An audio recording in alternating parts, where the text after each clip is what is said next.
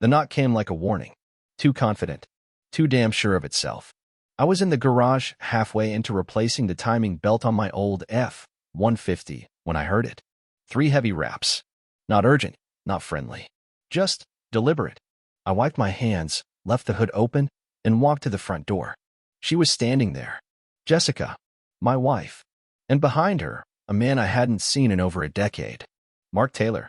The first love she never quite let go of. I didn't say a word. Just looked at her, then at him, then back again. Jessica spoke first. "We need to talk," she said. Her tone was quiet, but it had that edge. Like this was something she'd rehearsed. Something she chose. "We." I echoed, stepping outside. "Why the hell is he here?" Mark raised his hands, like I was holding a gun instead of a wrench still smeared in grease. "Look, I didn't want to come, Then don't." Jessica stepped between us, still calm. Always calm when she was doing something cold. "Just listen for a second, okay?" I folded my arms. "You get 30 seconds. She inhaled. "Steady. I've been seeing Mark for the last 6 months. And I'm leaving you." There it was. Not even a flicker of hesitation. Like she was announcing she was out of milk. The silence between us stretched thin. Then I laughed. "Just once." Short and sharp. 6 months, huh? That how long you been rehearsing this speech?" She looked away. Mark stepped up again. "We didn't mean for this to happen." "Of course not," I said. "Just tripped and fell into each other 6 months ago, right?" Jessica frowned. "Don't be childish, David." Childish. That was rich coming from the woman who snuck around behind her husband's back like a teenager. "Here's what's gonna happen," I said, voice low. "You're gonna take your boyfriend and go. And if I ever see him on my porch again, it won't be a wrench in my hand next time." Mark paled. "Good." The man needed a reason to remember my face. Jessica didn't flinch. "I'll come by for the rest of my things next week." I stared at her. This woman I gave 17 years to. 2 kids. A home. Every piece of me that mattered. And she looked at me now like I was a chapter already read and forgotten. They left. I didn't watch them go. That night, I drank bourbon until I couldn't feel my knuckles anymore. Or my heart. I didn't sleep. Just sat at the kitchen table, staring at the oak grain. That same table we picked out our first year of marriage. We had dinner there every Sunday. We built traditions on it. She left them behind like dirty dishes. Around 2 a.m., I called Mark. He picked up. "David." "If you keep seeing her," I said slowly, "I will find you. I don't care how clean your suit is, or how many years she's dreamed about your name. I will bury that fantasy with you inside it. Are we clear?" He didn't speak. So I said it again, clear as day. "Are we clear?" "Yeah, we're clear." Click. Next day, Jessica shows up to get some clothes. Alone. I knew the moment I saw her face. She looked different. Like something had cracked under the surface. Like she wasn't so sure anymore. She didn't say much. Just moved around the house, quieter than usual. Gathering pieces of herself, leaving all the parts she didn't want. As she packed, I watched her. Really watched. And I saw it. That flicker in her eyes. That hesitation. "You all right?" I asked. She paused, her hand on the doorknob of our bedroom closet. "Mark's not answering my calls." I leaned against the doorway, arms crossed. "Huh. Wonder why." She glanced at me, unsure. I said nothing. That was the start. The betrayal? That came in waves. Little things I started noticing once the blinders were off. Bank withdrawals I hadn't made. A credit card I didn't know existed. Weekend trips that never happened. She wasn't just cheating on me with him. She was preparing to leave with him. To start a new life. Funded by mine. I was furious. But I wasn't done. Because underneath all that anger, I still had one question burning like a fuse. Why? And I wasn't walking away until I got it. I didn't hear from her for 3 days. Not a text. Not a call. Nothing. Then I came home from work and saw her car in the driveway, parked like she owned the place. I stepped inside, and there she was, sitting on the couch with a glass of wine like it was still her home. She didn't even stand up.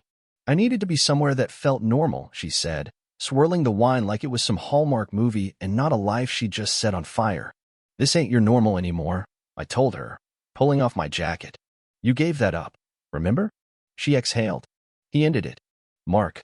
Said he couldn't handle the drama." I smiled, but it wasn't the kind of smile you wear when something's funny.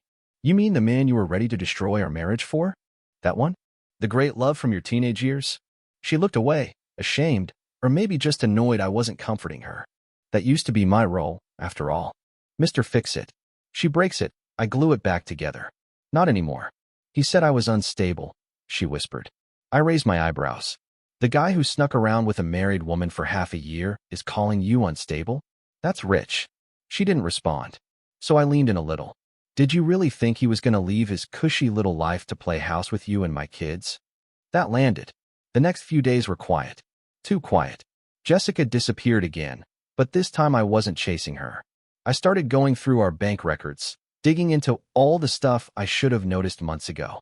There were flights, hotels, dinner spots 2 states over, and always on the joint account. She didn't just cheat with her body. She cheated with my trust, my money, and my time. Found a statement from a jewelry store in Nashville. I never got a new watch. I drove down there, walked in, and asked if they remembered the purchase.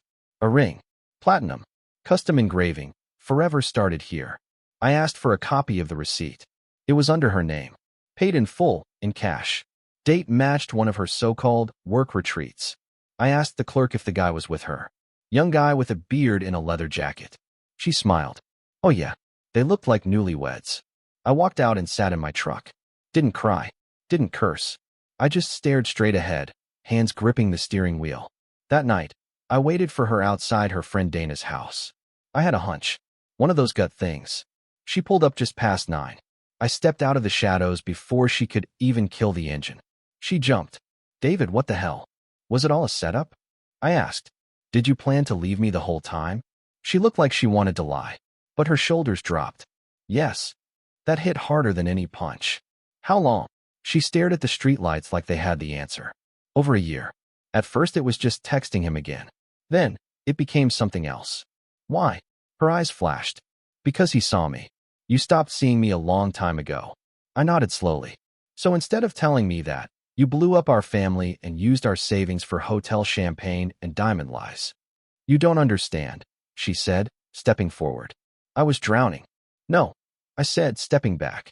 You weren't drowning. You jumped. You grabbed his hand and leapt. I should have hated her right then, but all I felt was empty. I went home and sat in the living room. The kids were asleep. I could hear Ethan snoring down the hall.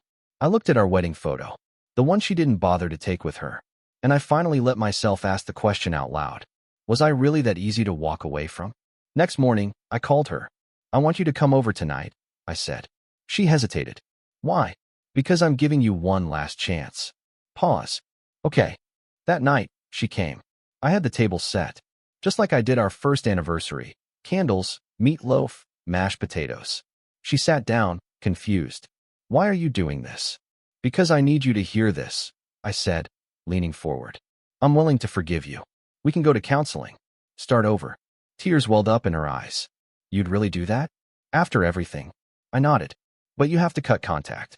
With him. For good. Block him. Delete everything. Come clean to the kids.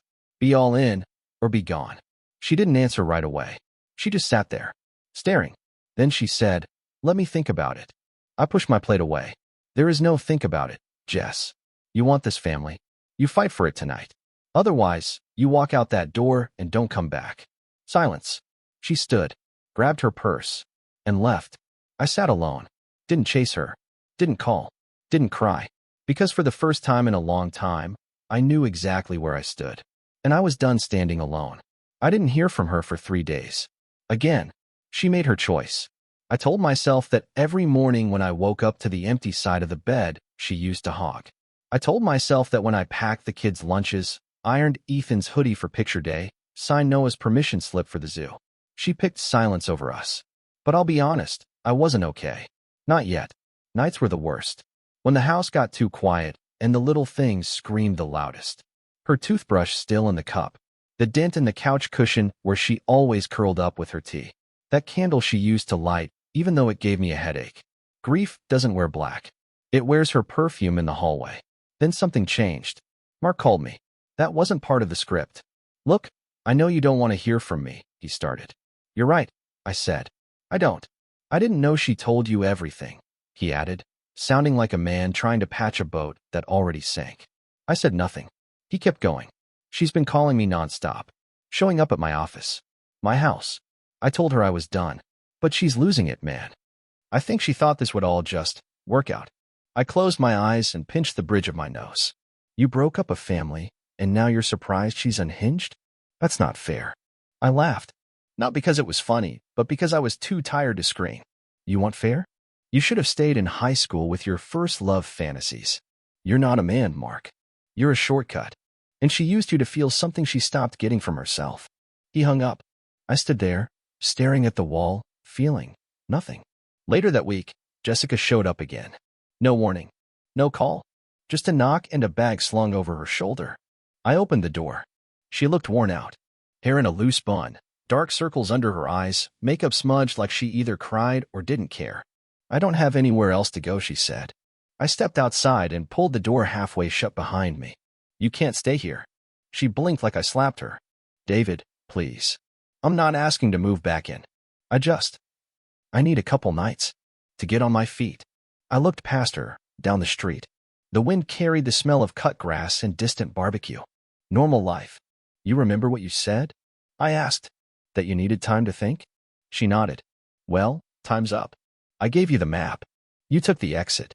There's no roundabout. She dropped her bag. I messed up. Okay. I see that now. He was never what I thought. It was stupid. All of it. But I was scared. I felt invisible. I didn't want to wake up one day and realize I'd wasted my life. My voice came out sharp. So you blew up a perfectly good one. I know, she said, her voice cracking. I know. I stared at her for a long time. The woman I married. The woman who shattered me. The woman now asking for scraps from the life she torched. And I realized something. I wasn't angry anymore. I was empty. And that was worse. Because it meant the part of me that used to ache for her didn't exist anymore. I picked up her bag and handed it to her.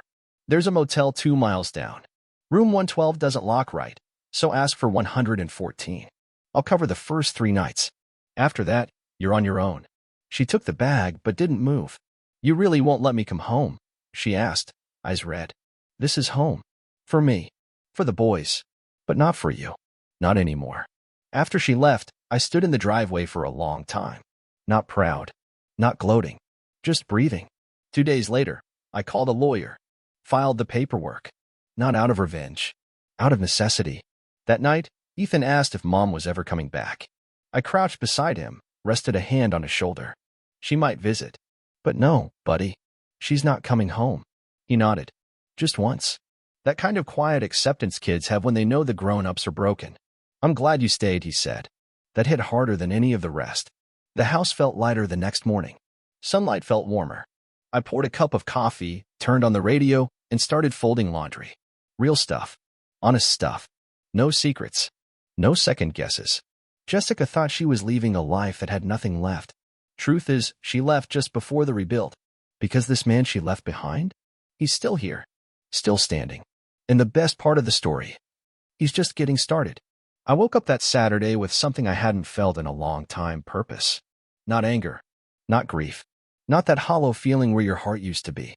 Something solid. Like bricks being laid again, one by one.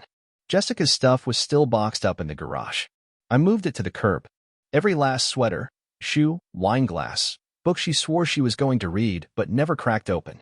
All of it. I taped a note to the top box. You had a life here. You chose to burn it. Here's the ash. I didn't look back. Next few weeks, I focused on the boys. Started cooking again. Real food, not microwave dinners and drive-through bags. Ethan said my chili was fire. Noah asked if we could keep doing movie nights every Friday. I said yes, and meant it. You'd be surprised how fast a routine can become a lifeline. We were rebuilding, the 3 of us. Slowly, but steady. Every laugh from them felt like a win. Every bedtime story, a middle finger to the storm that tried to tear us down. Then came the bombshell. Jessica called. Said we needed to talk about custody. We met at a diner. Neutral ground. She showed up looking sharp, new coat, nails done, makeup perfect. Like she wanted to remind me what I lost. But I didn't lose her. I let her go. You filing for full custody? She asked, sipping her coffee like this was some business deal. No. Shared. I'm not the one trying to erase people. She blinked. You're being civil. I'm being fair, I said. Unlike the 6 months you spent lying to my face while sneaking off to some fantasy you couldn't even hold on to. She leaned in. I made a mistake. No, I corrected. You made a decision. Every text, Every hotel, every lie. That wasn't a slip. That was a route. She looked away. I want to see them more. Then show up, I said. Not just physically. Emotionally. Be there when they cry. When they need help with homework. When they miss you but don't want to say it. That's the price now. You don't get to just be their mother. You gotta earn it again. She nodded. For once, no rebuttal. I didn't tell her about the job offer. Didn't tell anyone at first. See, I'd been managing a warehouse for years. Safe, steady, predictable. But the regional manager retired and suddenly, my name was on a short list. Bigger salary. More responsibility. A real chance to grow. Old me might have passed it up. Might have stayed in my comfort zone. But that guy? He didn't survive the fire. I took the offer. Started dressing sharper, walking taller. People noticed. Even my boys. Ethan said, "Dad, you don't look tired anymore." He was right. I didn't. I looked alive. Then one night, Jessica showed up at the door. Not scheduled. Not expected. She looked different. Not glamorous. Not broken. Just real. "I messed up," she said. I leaned on the doorway. "You said that already." "No. I mean really." I looked at what I had, and what I tried to chase, and I realized I threw away gold for glitter. "You're too late," I said. Calm. Cold. But not cruel. "There's no encore for this act. I'm not here to ask for us," she said. "I just needed to say it." I nodded. "You did." She turned to go, then stopped. "Are you seeing someone?" I paused. "Not yet. But you will." "Eventually," I said. "And she won't run." Jessica nodded. Then she left, for real this time. That night, I poured a drink and sat on the porch. Not angry. Not bitter. Just proud. Because I'd done something not a lot of men in my shoes do. I held the line. I protected my kids. I didn't lose myself in the chaos. I found myself in it. And yeah, someday there'll be someone new. Someone who doesn't compare me to a ghost or treat love like an option on the shelf. But until then, I've got something better. Peace. It started with a message. Some app one barely remembered downloading. Hinge, Bumble, whatever. A simple ping on a Tuesday night after dinner, while Noah was showing me a YouTube video about exploding soda bottles. "Hey, you seem like someone who's been through some stuff, but still smiling." I like that. Name, Leah. Age, 38. Divorced. No drama. Just 2 kids and a wicked sense of humor. Her profile said, "I've seen the fire." I danced in it, looking for someone who didn't melt. I didn't answer right away. I stared at it, thumb hovering. I'd rebuilt a lot. Home, routine, confidence, but this? Trusting someone new? Letting someone in again? I hit reply before I could think too hard. We met at a bookstore cafe. Neutral ground. Public. Easy exit if either of us needed it. Leah was tall, brunette, eyes sharp but kind. She smiled like someone who had nothing to prove and everything to give. Wore jeans and boots, no makeup. Said, "I don't dress up for maybes." We talked for 2 hours. No scripts, no pretending. She asked, "What ended your last relationship?" I said, "She fell in love with someone she used to know. Then found out the guy she had at home was worth more than the one in her head." Leah nodded. Mine ran off with his yoga instructor. Said he found himself somewhere between downward dog and her leggings. We laughed. It was real. I didn't tell the kids right away. Too soon. Too fragile. But after the 3rd date, I knew this wasn't some rebound or distraction. Leah was the kind of woman who asked about your day and actually listened. Who didn't flinch when I told her how bad it got. Who didn't look at me like a wounded project. Just a man, flawed, but standing. Jessica found out through the grapevine. Ethan mentioned Dad's new friend while she was driving them to school. She showed up at the house that night. Didn't knock, just stood on the porch like a shadow. "I heard," she said. "No hello." "Yeah," I said. "I figured you would." "She met the kids?" "No," I said. "But she will. When it's time." Jessica crossed her arms. "I just think it's fast." I stepped outside, closed the door behind me. "You're the last person who gets to lecture me about fast." Her jaw tightened. "I'm still their mother. And I'm still their father," I said. "The one who stayed. The one who picked up the pieces. The one who made sure they didn't feel like collateral damage in your love story gone wrong." She looked away. "I didn't come here to fight," she said. I didn't think you'd move on so quick." "You didn't think I would move on at all," I said. "You pictured me sitting here forever. Waiting. Sulking. Broken. But I'm not. I'm healing. And you? You're just realizing what you walked away from." She left without another word. Leah came over the next night. Brought Thai food. wore that oversized hoodie she stole from me, sat on the couch with her legs tucked under her like she'd always been there. I met your ex, she said. I blinked. Grocery store. She was behind me in line. I tensed. What did she say? Nothing. Just looked me up and down and asked if the yellow curry was for you. What did you say? I smiled. Said, yeah. And I brought extra napkins. The man's been through enough. We both cracked up. Leah kissed me on the cheek. I'm not trying to replace anyone. I just want to build something with someone who knows the cost of losing it all. I took her hand. You picked the right guy. That weekend, I told Ethan and Noah. Ethan said, she makes you laugh. I like that. Noah just nodded. She smells like cookies. Fair enough. The next week, Jessica tried to play nice. Invited me to coffee. Said she wanted to get back to co-parenting better. What she meant was she saw me happy and it rattled her. I was polite. Respectful. But I didn't bite. That part of me, the one that used to cave at her tears, her what-ifs, her tired smiles, it was gone. Replaced by something steadier.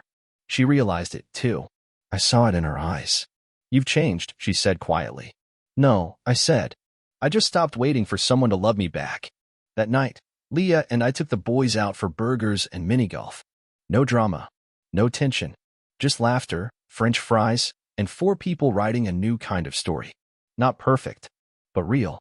I should have known she wasn't done. Jessica always had a way of slipping through the cracks, like smoke under a door.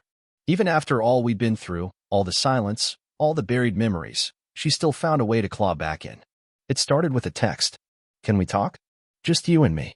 One last time. I stared at the message for 10 minutes. Not because I was tempted, but because I was tired. Tired of the games. The rewinds. The slow walks back into rooms I already walked out of. I didn't answer. She showed up 2 days later anyway. It was Sunday morning. I was packing sandwiches for a picnic with Leah and the boys. The sun was coming through the kitchen window just right, warm on my neck.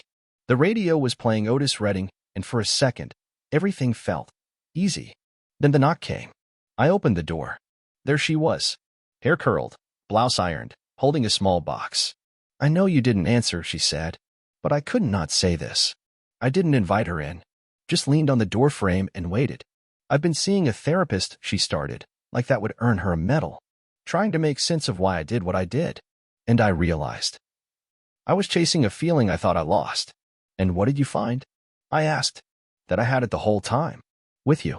I just didn't know how to hold on to it. I nodded. That's big of you to say. But what do you want, Jess? She hesitated. Then she held out the box. Inside was a photo of us from years ago, our wedding day. The one where my tie was crooked and she was barefoot because her heels gave out before the ceremony. We looked young, invincible, blind. Underneath it, a handwritten note. If things had gone differently, I think we could have made it all the way. I closed the box, handed it back. We did make it, I said. Just not the way you thought. We made it through the fire. We raised 2 boys. We loved each other, until we didn't. That's not failure. That's life. She blinked fast, trying not to cry. Then she whispered, Are you really happy with her? Yeah, I said. I am. I should have fought harder for you, she said. No, I replied. You should have fought before you threw me away. She stood there, twisting her ring finger like something was still there. Goodbye, Jessica, I said. She looked up. That's it. That's it. And I shut the door. Leah and I took the boys to the lake. Nothing fancy. Sandwiches, a frisbee, a cooler full of Gatorades. I watched them splash in the water, screaming over who cheated and rock skipping. Leah sat beside me on the blanket, her hand brushing mine. You okay? She asked. I nodded. Just closed a door that's been cracked open too long. She leaned in, kissed my shoulder. Feels good, doesn't it? Better than I expected. Later that night, I got one last message from Jessica. Thanks for not hating me. I hope you find peace. Truly. I stared at it, then deleted it. Not out of spite. Out of freedom. The funny thing about starting over? It doesn't come with fireworks or grand gestures. It comes quietly. In the way you breathe easier. The way your shoulders relax. The way you don't flinch when you hear her name anymore. It comes when you realize you don't have to explain your pain to anyone ever again. You survived it. And survival looks damn good on me. If you think healing's hard, try loving again after it. It's not the late nights or awkward firsts that get you. It's the hesitation. The small voice in your head that whispers, don't fall too fast. You know how the last one ended. But Leah didn't rush me. She didn't want some perfect version of a man. She wanted someone real. Someone still figuring it out, but showing up every day anyway. The boys liked her.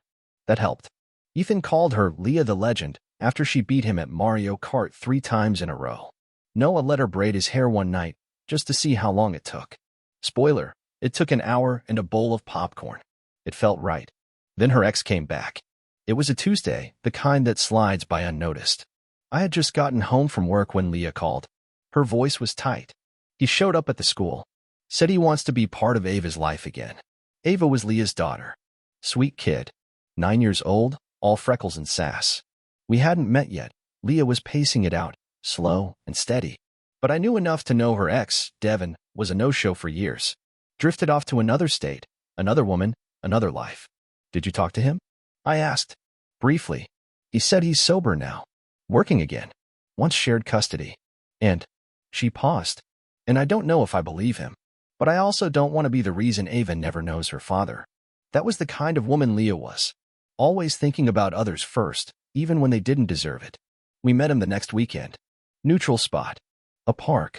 Devin showed up in pressed jeans and a too-clean flannel, trying hard not to look like the guy who bailed 3 birthdays in a row. He shook my hand, looked me in the eye. You're the new guy, huh? I didn't flinch. And you're the old one. He gave a tight laugh. Fair enough. Leah and Ava went to the swings while we sat at a nearby bench. The conversation was civil, but thick. I messed up, he said. Big time. Yeah, you did. I want to fix that. I don't want my daughter growing up thinking I didn't care. And you think showing up now erases all that? He looked away. No, but it's a start. I leaned forward. Then start. But don't confuse effort with entitlement. You've got a mountain to climb, and the first step isn't pushing your way back in. It's proving you deserve to be there. He nodded. You're protective. Of what matters, I said. Leah thanked me later. Said she felt safe having me in her corner. You didn't try to fight him. You didn't mark territory. You just showed up like a man. I shrugged. Learned that the hard way. Things with Devin settled. Ava started visiting him once a week. Leah kept the boundaries tight. And me? I stayed present. Not a replacement. Not a substitute. Just there. We had our first official blended day, Ava, Ethan, and Noah at the bowling alley. Bumpers up. Arguments over pizza toppings. Ethan trying to flirt with the girl at the snack counter while Noah told him he had pepperoni in his teeth. I looked over at Leah, her laugh echoing down the lane. That moment, watching all these broken pieces somehow fit together into something that resembled a real, breathing family, I felt something I hadn't in a long time. Peace. Not just the absence of pain, but the presence of something better. Jessica called again that night. Didn't answer. Just stared at the screen until it stopped buzzing. Leah noticed. You ever going to block her? Probably should, I said. Then why haven't you? I took a breath. Because a part of me wants her to keep seeing what she lost. She nodded. That's fair. But eventually, you're gonna want her gone for you, not just for the scoreboard. I smiled. You always gotta be right? She kissed my cheek. No. Just always honest. That night, I sat on the back porch, stared at the stars, and finally blocked Jessica's number. Not for revenge. Not for pride. But because the woman I was building a life with deserved my whole attention. And so did I. A year to the day since Jessica walked out, I woke up with sunlight on my face, a warm hand across my chest, and a little girl's giggle floating in from the hallway. Leah's daughter, Ava, was chasing Noah with a stuffed unicorn. Ethan was yelling at them to keep it down, pretending to be grumpy while secretly loving every second of it. And me? I was smiling before I even opened my eyes. That morning, I didn't think about the betrayal. I didn't think about hotel receipts or voicemail lies or a crooked photo on our old mantle. I thought about breakfast. About the fact that we were out of eggs and Leah always forgot to flip the pancakes before they burned. Normal stuff. The kind of peace you only appreciate when you've crawled through fire to get it. We got dressed, piled into my truck, and hit the farmer's market. The kids ran off for kettle corn and frozen lemonade. Leah and I held hands, slow walking through the stalls, not because we were trying to be cute, but because we didn't have to hurry anymore. That's what healing looks like. It's not loud. It's not flashy. It's quiet. It's 4 people, once broken, making a new whole. There was a moment that day I won't forget. Ava spilled juice on herself. Started crying. Said it was her favorite shirt. I reached down, wiped her hands, and said, It's just a shirt, sweet pea. We'll get you a new one. You're still the coolest kid at this market. She sniffled, looked at me. You're like the other dad now. I smiled. You okay with that? She nodded. You're nicer than the first one. And you smell like bacon. Leah burst out laughing. Later that week, I got a letter in the mail. Official. Legal. From Jessica's lawyer. She was moving. Out of state. Starting over. No drama. No warning. Just a clean break. I read it twice. Not because I was sad, but because it felt like someone had finally put the last brick in the wall behind me. She was gone. And this time, I wasn't chasing. I wasn't begging. I was moving forward. One Friday evening, Leah and I sat on the porch with a bottle of wine. The kids were inside watching some movie about a talking dog that solves crimes. She leaned on my shoulder. Can I ask you something? Always. Why'd you stay so kind? After everything she did to you? I thought about that. Because I wanted to look my sons in the eye and know I didn't become bitter just because I got bruised. I wanted to show them that being a man doesn't mean revenge. It means resilience. She kissed me. You did that. We sat in silence for a bit. Then I asked, you ever think we'd end up like this? No, she said, smiling. But I prayed for someone who wouldn't flinch when it got hard. It wasn't a perfect ending, but it was ours. And I'd take real over perfect any day of the week. So here it is. The end of it. Not the end of me. Not the end of love. Just the end of a chapter where I was made to believe I wasn't enough, and the beginning of the one where I proved I always was. I'm not the man who got cheated on.